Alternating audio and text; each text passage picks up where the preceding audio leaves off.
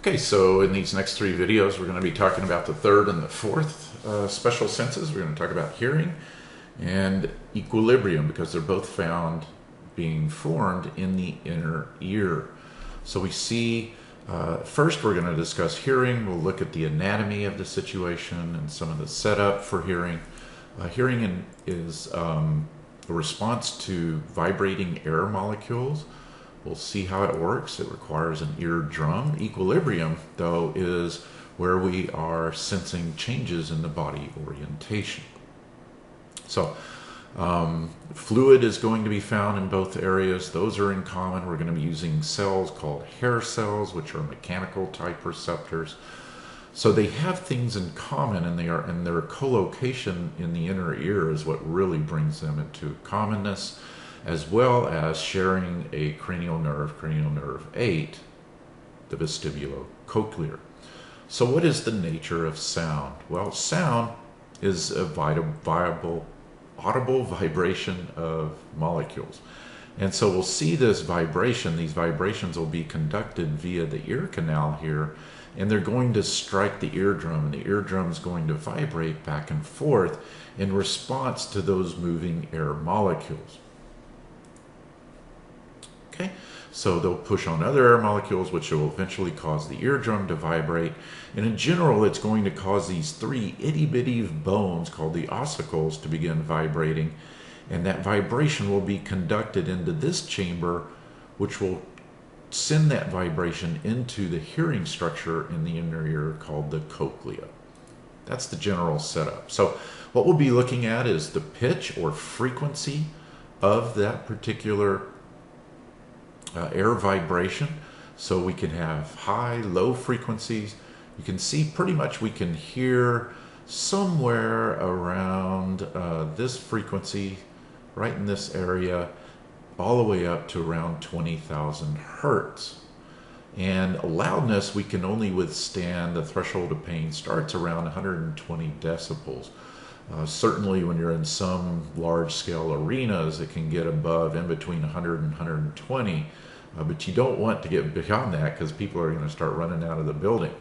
Music can get very, very loud as well, right? Especially if you're sitting right in front of the amplifiers. Speech normally has not too much of a loudness content to it, but can span a nice wide range of frequencies. So we need to be able to detect any frequency that speech is going to be found in. All right, so our pitch is whether a sound is high frequency or low frequency, which is based on the number of cycles per second or hertz. As we already mentioned, the human hearing range is about 20 to 20,000. Excuse me. And speech is usually in a range found in between that, and usually a range that we're going to maintain over our lifetimes. So hearing loss with age can be in this range, so it can destroy some of the lower frequencies. Some of your high frequencies can also go away, but typically the highest frequencies of speech will still be able to detect. So the loudness then is the perception of how intense a sound is and is expressed in decibels. So here we see the anatomy of the ear. It has three sections: outer, middle, and inner. The outer ear is what we're going to talk about first, although transmission of sound is detected in the inner ear. So the outer ear has, as its hallmark, the end of it would be demarcated by an eardrum. The auricle is the structure, the ear lobe, and so forth. The external ear is going to collect the sound and direct it down the auditory canal.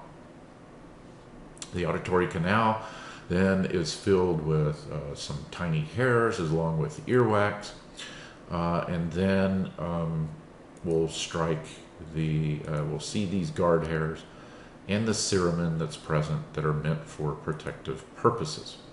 So here we see the auricle, the external acoustic meatus, and then the end of the outer ear and the beginning of the middle ear, which is the eardrum, or more appropriately, the tympanic membrane. And I want to show you just how nicely this fits, how all these grooves and structures are cut into the temporal bone and the inner ear and the middle ear are intimately connected with the temporal bone. So the middle ear is a air-filled tympanic cavity. The tympanic membrane begins the middle ear, and it's about a centimeter in diameter, which is about a third of an inch or so in diameter. It'll vibrate freely, that's very important, but it's also highly sensitive to pain. The tympanic cavity then is formed inside it, and it's only about 2 to 3 millimeters wide. And this is where we're going to find the tiniest 3 bones in the human body. Those 3 bones are known as the malleus, the incus, and the stapes, or the hammer, the anvil, and the stirrups. You should remember the common names, but you must also know for the exam the formal names we attach to these 3 bones. So remember, they're going to pick up the vibrations from the eardrum, from the tympanic membrane, and that's going to set the malleus to vibrating, which vibrates the incus, which causes the stirrups here to vibrate, which converts these vibrations of the tympanic membrane to vibrations that are going to enter this fluid-filled cavity of the cochlea. Right, there's the 3 tiny bones. There's the stapes, and then you can see the incus and the malleus way back right in here, kind of obscured. All right, so the auditory ossicles, the 3 smallest bones of the body. Let's look at them. The malleus is attached directly to the tympanic membrane. The incus is the interface between the malleus and the stapes. And the stapes is going to rest on a region in or near the cochlea called the oval window.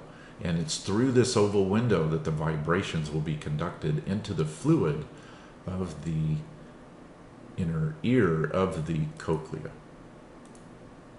So we can compare these to a penny just to give you some sense of how big they are. And they're just incredibly tiny, and they can become problematic with aging. Okay, so also in here, I want you to understand this is where the auditory tube is connected, or the eustachian tube. You may have heard that. That helps to equalize pressure inside that little air-filled cavity. And so hopefully you don't get tension develop with the tympanic membrane. The auditory tube should be flattened and closed, but swallowing and yawning will open it. And this can allow throat infections to spread to the middle ear. And when you get middle ear infections, if you've had kids, you certainly are well aware of these. It's called otitis media. And the auditory tube in young children is short and horizontal, so that infections found in the throat can easily move their way into this cavity in the middle ear. And of course, the kids will scream and cry for seemingly no reason, have a fever, and just lots of pressure because fluid is accumulating within there, and it's affecting the tensile strength of the tympanic membrane. It could, if left long enough, cause fusion of these ossicles found in the middle ear, and then of course that would have the catastrophic consequence of leading to hearing loss.